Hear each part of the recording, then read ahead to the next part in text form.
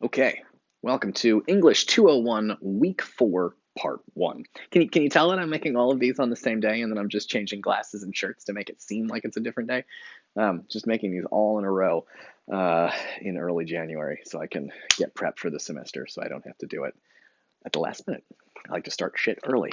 Okay, so last time we completed, I read to you the Kafka, um, the first part of the Kafka story. The Kafka story comes in three parts, and we've read the entire first part.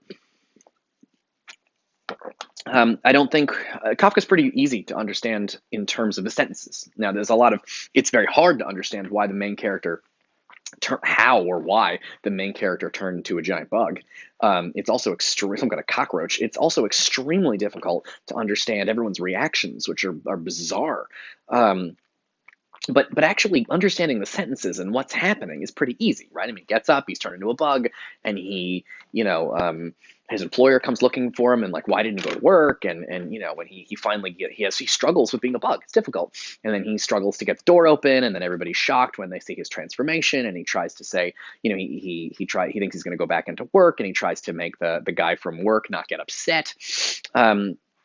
And it doesn't go super well, and his father eventually drives him back into his room, and that's the end of the first part.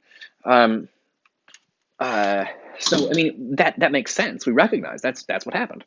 Um, but the so what we don't need to do anything with summary. I don't think, which is good because I don't want to do anything with summary. I'm interested in other things, so I'm looking forward to heading into metaphor and irony and theme. All right, so what I want to do first, though, is kind of look at some sort of key moments in the story, um, some sort of important bits. So let's take a look at what I've got over here. Okay, so for starters, you have the opening sentence.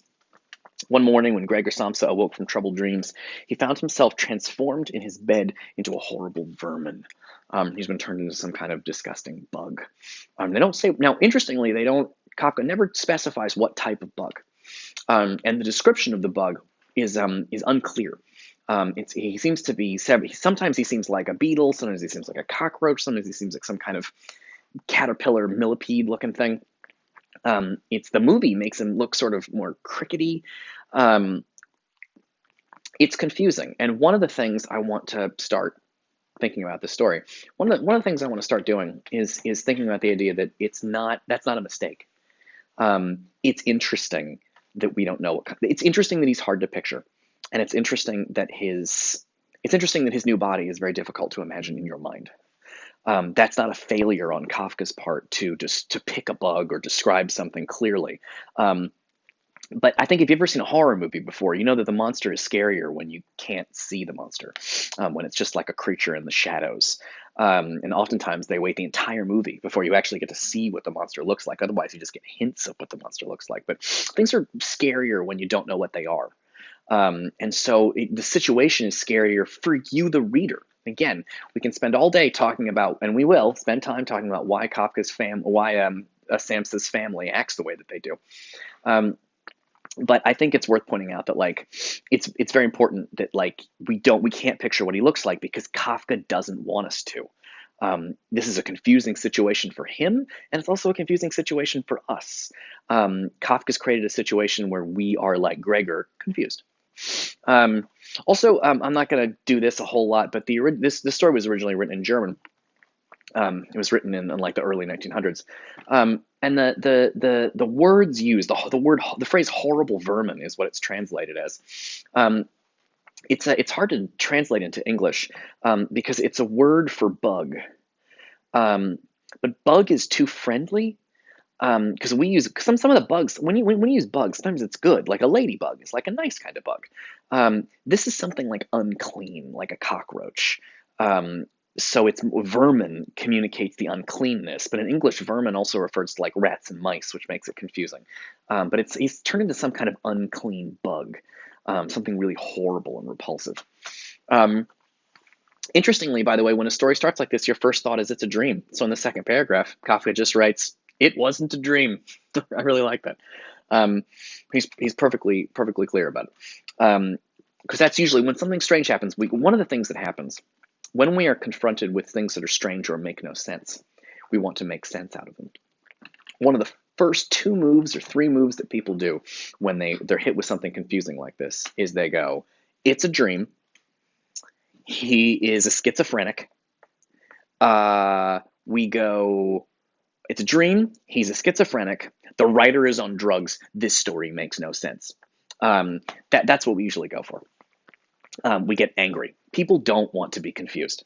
They want things explained clearly. And when you confuse them, they get angry. But I'll let you know a little secret. Being confused is good. Understanding makes the mind lazy. Not understanding, again, it's like a picking up weights. Being confused is not something you should try to immediately solve. It's okay to have something mysterious. Just stay a little mysterious. Whenever we go, oh, it's a dream, or oh, he's a schizophrenic, or that's a way of explaining it and making sure it has nothing to do with us. See, because if I go, oh, it's a dream, I'm not dreaming, so this has nothing to do with me. It's that guy's dream. Or he's a schizophrenic. I'm not a schizophrenic, so it has nothing to do with me. And I don't want to do that. I don't think we should do that because I think this story does have to do with us. And I don't want to do that thing where we explain it as belonging to someone else who has a problem that we don't have. Because I think that messes up our ability to understand what Kafka's doing.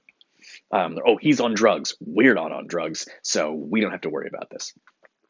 Okay, so one of the first details we learn is that at the end of the second paragraph, he has a picture on the wall of a lady with a fur hat and a fur boa, which is like a kind of scarf thing, who sat upright, raising a heavy fur muff. That's like a kind of cylinder covering for your hands.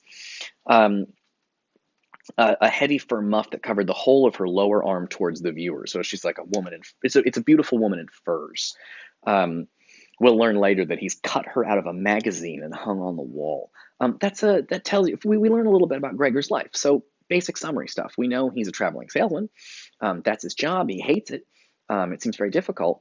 But also, there's something terribly sad about the fact that his only picture in his room isn't of a person he knows. It's just a pretty lady he saw in a magazine that he built a little wooden frame for. This is sort of like having a poster of a hot, famous person in your room.